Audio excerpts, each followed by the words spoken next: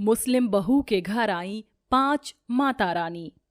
तुम ही बताओ, ऐसा कौन से परिवार में या रीति रिवाज में होता है जहां हम बचपन से एक इंसान को अपना भाई समझ रहे हों और बड़े होने के बाद हमारे अम्मी अब्बू उसी से हमारा निकाह करने की बात करें। भला मैं अपने कजिन ब्रदर से शादी कैसे कर सकती हूँ? ये तो सरासर गलत बात है, लेकिन कोई बात नहीं, चलो तुम मेरे साथ चलो, आज ही हम दोनों शादी कर लेंगे। मोहित एक मुस्लिम लड़की से अपने हिंदू मंदिर में शादी करके उसे अपने साथ अपने घर ले आता है, जहां उसकी माँ एक मुस्लिम लड़की को उसके साथ देखकर कहती हैं, अरे बेटा, ये लड़की कौन है जो इतनी रात में तू इसे अपने साथ अपने घर लेकर आया है? माँ, ये लड़की आज से आपकी बहू है, इसका नाम जीनत है। ये सुनते ही मानो जैसे अनुराधा के ऊपर बिजली टूट पड़ी हो और वह गुस्से से आग बबूला हो जाती है। तुमने सोच भी कैसे लिया बेटा कि इस घर की बहू एक मुस्लिम लड़की बनेगी? मैं इस लड़की को स्वीकारने नहीं वाली, इसलिए इसे जहां से लेकर आया है वहीं ले जा। तभी वहां पर अनुराधा की बड़ी बहू नताशा आ जाती है और मुस्लिम लड़की को देखकर हैरान रह जाती है। देवर जी, इस पूरी दुनिया में आपको इस मुस्लिम लड़की के अलावा और कोई लड़की नहीं मिली? क्यों भाभी, मुस्लिम लोगों में क्या कांटे लगे होते हैं? जैसे हमारे हिंदुओं में लड़कियां होती हैं, वैसे ही मुस्लिम लोगों में भी लड़कियां ही होती हैं। और फिर ये धर्म पात पर मुझे कोई चर्चा नहीं करनी। बेटा, एक बार हमारी इज्जत का तो ख्याल रखा होता।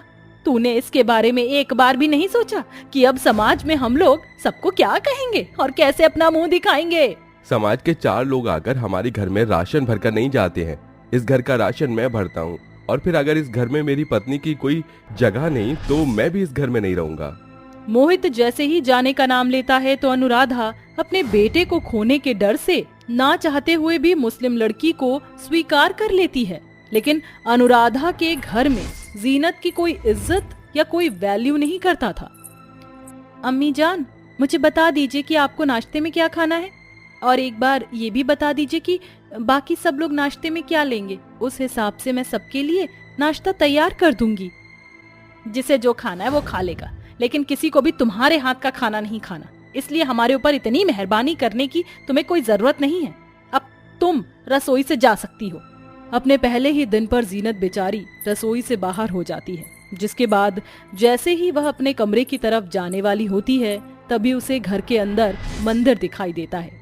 वह बिना सोचे समझे मंदिर में चली जाती है, जहां अपने हाथों से चिरागी जलाकर दुर्गा, कात्यायनी, सरस्वती, लक्ष्मी और काली माता की पूजा करने लगती है।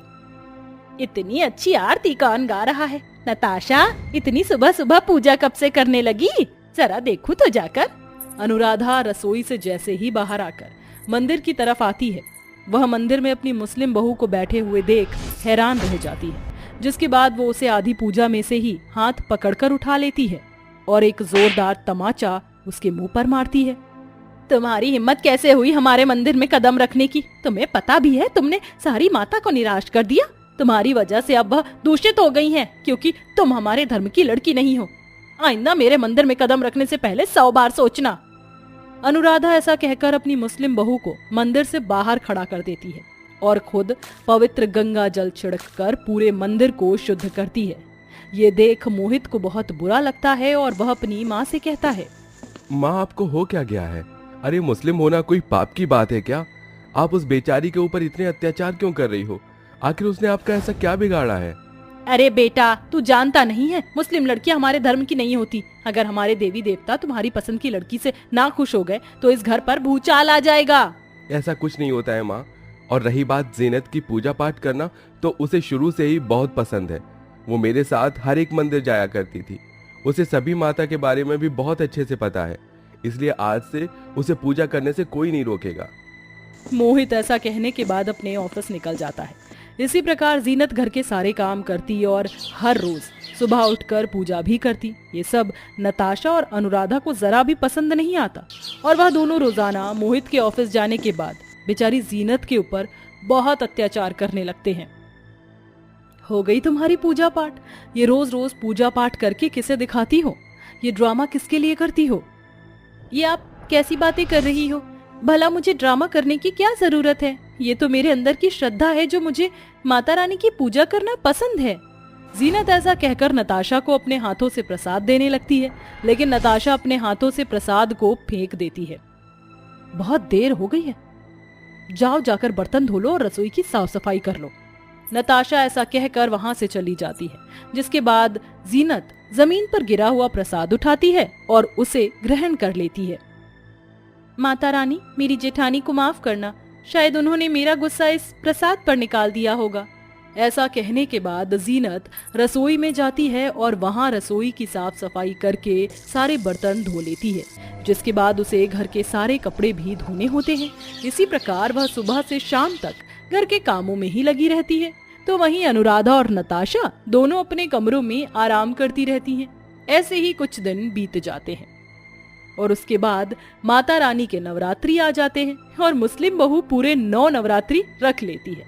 9 नवरात्रि जैसे तैसे करके वह पूरे तो कर लेती है, लेकिन आखिरी में जब कन्याओं को खाना खिलाने का समय आता है तो जीनत रसोई में माता रानी का प्रसाद बनाना शुरू कर देती है। आज पहली बार मैं छोटी छोटी कन्याओं के लिए खाना बना रही हूँ। माता रानी, कोई भी भूल हो या गलती हो जाए तो मुझे माफ जरूर कर देना। जीनत आराम से रसोई में माता रानी का भोग बनाकर छोटी छोटी कन्याओं को लेने चली जाती है। वहीं जैसे ही नताशा रसोई में आती है, वह इतना सारा प्रसाद का खाना देखकर हैरान रह जाती है, जिसके बाद वह उस खाने को खराब कर देती है। अब देखती हूँ कैसे खिलाएगी छोटी छोटी कन्याओं को खाना। नताशा ऐसा कहकर वहां से चली जाती है, जिसके बाद वहां पर स्वयं 5 माताएं प्रकट होती हैं और सारे खाने को दोबारा से ठीक कर देती हैं और वहां से गायब हो जाती हैं। जिसके बाद जीनत छोटी छोटी कन्याओं को वो सारा भोजन खिलाती है। ये देख अनुराधा को गुस्सा आता है और वो उसके बाल पकड़कर उसे मारते हुए कहती है, नवरात्रों में भी तुम्हें चैन नहीं मिला और तुमने अपना ये पाखंड दिखाना शुरू कर दिया। आज मैं तुम्हें नहीं छोड़ूंगी। छोड़ दीजिए अम्मी जान, मुझे बहुत दर्द हो रहा है। हे माता रानी, अब तुम्हारे अलावा मेरा कोई नहीं है, मेरी मदद करो।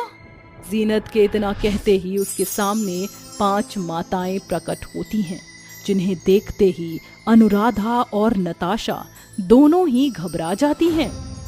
इस मुस्लिम लड़की के एक बार बुलाते ही देवी माँ प्रकट हो गई। क्या सच में इसकी भक्ति में इतनी शक्ति है? तुम्हारी हिम्मत कैसे हुई हमारी भक्त के साथ ऐसा करने की? जो भी हमारे भक्तों के साथ जुल्म करेगा, हम उसे नहीं छोड़ेंगे। आज इन दोनों का सर्वनाश करके ही रहेंगे। मैं तो खून की प्यासी हूँ, आज तो इन्हें सबक सिखाकर ही रहूंगी। 5 माता जैसे ही उन दोनों को अपनी शक्तियों से सबक सिखाने वाली होती हैं, वैसे ही जीनत हाथ जोड़कर उनके सामने खड़ी हो जाती है और अपनी सास और जेठानी की जान की भीख मांगने लगती है। नहीं माता, ऐसा मत करो, ये मेरा परिवार है, मेरी भक्ति के लिए इन्हें छोड़ दो। मैं आपसे हाथ जोड़कर विनती करती हूँ, आइंदा ये दोनों ऐसा कभी नहीं करेंगे। जीनत के कहने पर 5 माताएं गुस्से से शांत हो जाती हैं। अगर फिर कभी हमारी भक्त को परेशान किया तो हमसे बुरा कोई नहीं होगा। सारी माताएं वहां से गायब हो जाती हैं, जिसके बाद अनुराधा और नताशा को अपनी गलती का बहुत पछतावा होता है और वह जीनत से माफी मांगती हैं। जीनत अपनी सास और जेठानी को माफ कर देती है, जिसके बाद अब जीनत अपने हिंदू ससुराल में खुशी खुशी रहने लगती है। गरीब घर जहाँ केसरिया के हाथों में मेहंदी लगाई जा रही है और नाच गाना हो रहा है। चंदा मेरी चंदा, तुझे कैसे मैं ये समझाऊं, मुझे लगती है तू कितनी प्यारी रे, मुझे लगती है तू कितनी प्यारी रे। हो खुशियाँ जितनी है सब ढूंढ ढूंढ के लाऊं, तेरी डोली के संग कर दूं सारी रे। हे तू जो आई सज के मेहंदी रच के, चल बज के ओ सोनिए, दिल कितनों का खाए धज के ओए सोनिए, जिंद माही वे सोनिए सोनिए, आजा माही वे। बस बस भैया, इतना मत रखिए, मेरी शादी के अरेंजमेंट आपको ही करने हैं। अरे अब भाई काम ही करता रहेगा क्या? अपनी बहन की शादी में एंजॉय भी ना करे? वरना तुम लोग कैसे सिलेंडर उठवाते रहते हो? बिल्कुल ठीक बोला मेरा बच्चा। ए केसरिया, क्यों परेशान करती रहती है तू इसको? माँ, कुछ दिनों बाद ये घर सूना सूना हो जाएगा क्योंकि ये पागल चली जाएगी। हाँ तो भैया परेशान क्यों हो रहे हैं? मैं रक्षाबंधन और भाई दूज पर आऊंगी ना, उस दिन आपसे अपनी बहुत सेवा कराऊंगी। हाँ, पता है मुझे। ओहो प्यारे भैया, आज तक आपने मुझे रुलाया है और अब खुद रो रहे हो, वो भी मेरे लिए। बुद्धू भैया चुप हो जाइए, वरना अपने हाथों की मेहंदी आपके फेस पर लगा दूंगी, फिर कोई आपको मेरी शादी में पहचान नहीं पाएगा। अच्छा ठीक है। प्रेमा एक गरीब परिवार से थी। उसने अपने दोनों बच्चों को अपने बलबूते और संघर्ष पर पाल पोस कर बड़ा किया था। अब प्रेमा ने अपनी बेटी केसरिया का रिश्ता अमीर घर के अथर्व नाम के लड़के से जोड़ दिया था। आज केसरिया की मेहंदी की रस्म चल रही थी, जहां दोनों भाई बहन भावुक हो जाते हैं। कुछ दिन बाद केसरिया की अथर्व से शादी हो जाती है, जहां सास सुलोचना अपनी बहू की आरती कर उसका गृह प्रवेश करवाती है। आजा आजा मेरी प्यारी बहू, दिखने में तो बिल्कुल चांद का टुकड़ा है। हाँ माँ, पर चांद पर भी दाग होते हैं, और इनका दाग पता है ना आपको। एक गरीब परिवार से आई हैं, दहेज भी कुछ खास नहीं है। क्या हुआ शेफाली, हमें दहेज की जरूरत भी नहीं है, भगवान ने हमें इतना कुछ दिया है, बस घर परिवार संभालने वाली बहू चाहिए थी, अब वो आ गई है। क्यों केसरिया बहू? जी माँ जी, आप फिक्र मत कीजिए, मैं आपकी उम्मीदों पर खरी उतरूंगी। माँ, बहुत थक गया हूँ, हम जाएं? बाकी की रस्म आप कल कर लेना। हाँ हाँ बच्चों, सब जाओ आराम करो। फिर सब अपने कमरे में चले जाते हैं, जहाँ अथर्व केसरिया का घूंघट हटाकर उसका जूड़ा खोलता है। अरे यार, इसमें कितनी देर लग रही है, कितनी पिन है, ऐसे तो रात बीत जाएगी। हाँ तो क्या हुआ, आपको तो मेरे साथ रात बितानी है, चाहे ऐसे ही बिता लीजिए या वैसे। बदमाश बेबी। ऐसा कहकर अथर्व उसे पिलो मारता है, तभी केसरिया भी उसे पिलो मारती है। दोनों नोक झोंक के बाद सो जाते हैं। वहीं अच्छी बहू की तरह अगले दिन केसरिया अपने ससुराल की सारी जिम्मेदारी बखूबी संभालती है, पर नंद को उसका खाना बनाने का तरीका अच्छा नहीं लगता और पहली रसोई के खाने में नुक्स निकाल कर कहती है, ओहो कैसा खाना बनाया भाभी, आपने बिल्कुल गरीबों वाला, स्वाद भी नहीं आ रहा। अरे आप अब ये याद रखिए, आप एक अमीर घर की बहू हो तो उसके हिसाब से खाना बनाना है, उसी तरीके से मसाले डालिए। बिल्कुल फीकी सी लग रही है ये सोया चाप। इतना भी बुरा नहीं है शेफाली बेटा, खा ले। माँ, ये बात आपको समझानी चाहिए थी भाभी को, और मुझे बोलना पड़ रहा है, और आप मुझे ही कह रहे हो। कोई बात नहीं बहन, आज तेरी भाभी का पहला दिन है, हर लड़की धीरे धीरे चीज सीखती है, जब तेरी शादी होगी तो तुझे पता चलेगा। शेफाली मुंह बनाकर खाना खा लेती है। वक्त गुजरता है। वैसे तो केसरिया बहू ने अपने अमीर ससुराल की सारी जिम्मेदारी अच्छे से संभाल ली थी। सास सुलोचना उससे बहुत खुश थी, लेकिन शेफाली को अपनी गरीब भाभी कुछ खास पसंद नहीं थी, इसलिए वह बार बार परेशान करके उससे काम करवाया करती थी। वह जानबूझकर अपने रूम को गंदा करती थी ताकि वह ज्यादा सफाई करे। इतना सब होने पर भी केसरिया शेफाली को पलटकर एक शब्द भी नहीं कहती थी। फिर रक्षाबंधन से 2 दिन पहले सुलोचना दोनों नंद भाभी को राखी का सामान लेने मार्केट भेज देती है, जहां शेफाली अपने भाई के लिए चांदी की राखी खरीदती है। केसरिया भी ले रही होती है तो शेफाली कहती है, अरे अरे भाभी, ये आप चांदी की राखी क्यों ले रही हैं? आपका भाई तो गरीब सा है, वो इस राखी को बेचकर कहीं कुछ खरीद ले तो।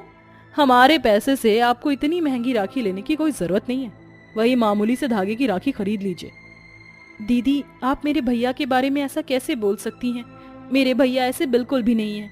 और रही चांदी की राखी की बात, तो मैं भैया को सादी राखी खरीद के बांध दूंगी। भैया ये मोती वाली राखी देना। मैडम, यह 50 रुपए की है।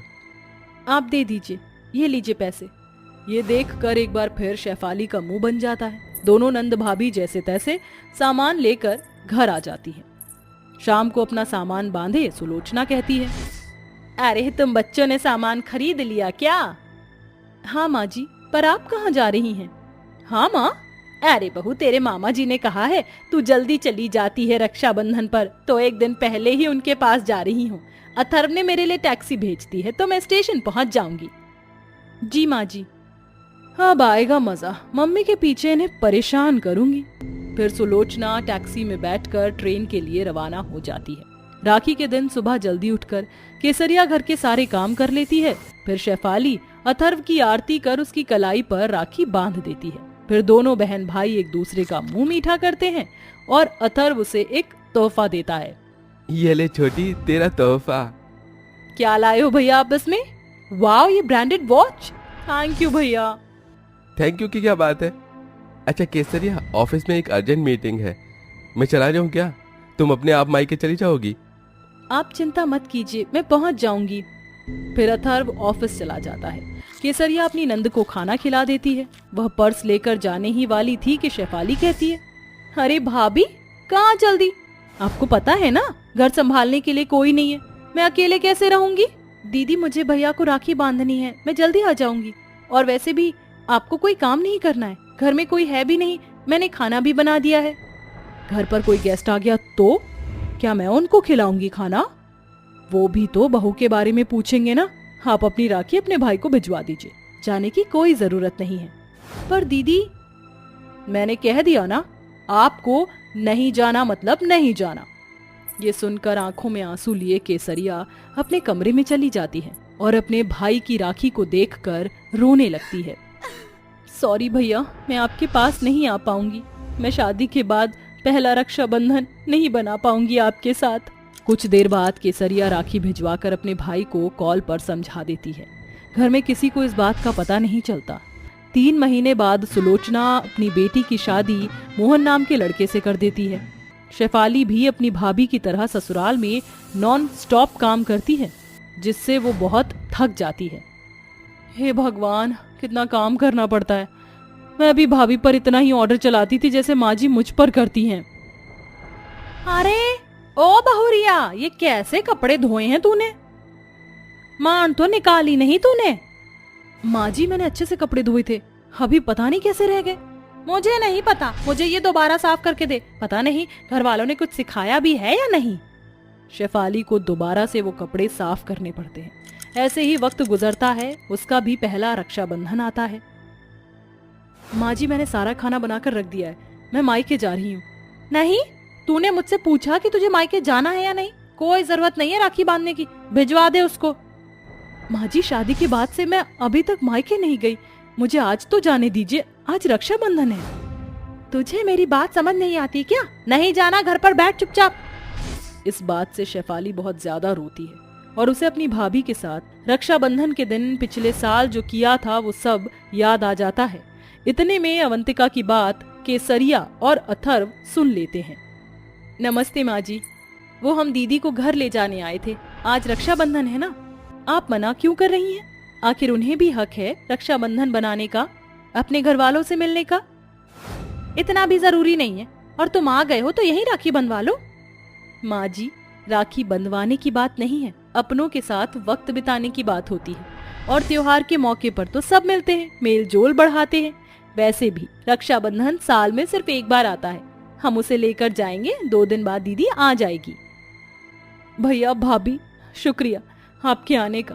भाभी, मैंने आपके साथ बहुत बुरा किया, मुझे अपनी गलती का एहसास हो गया है। जो जैसा करता है उसको वैसा ही मिलता है। कोई बात नहीं छोटी, अपनी गलती का पछतावा है, ये काफी है। हाँ दीदी, चलिए। फिर अवंतिका शेफाली को मायके भेज देती है, जहाँ वो अपने भाई की कलाई पर राखी बांधती है। उसे अपनी गलती का एहसास हो जाता है और सब खुशी खुशी रहने लगते हैं।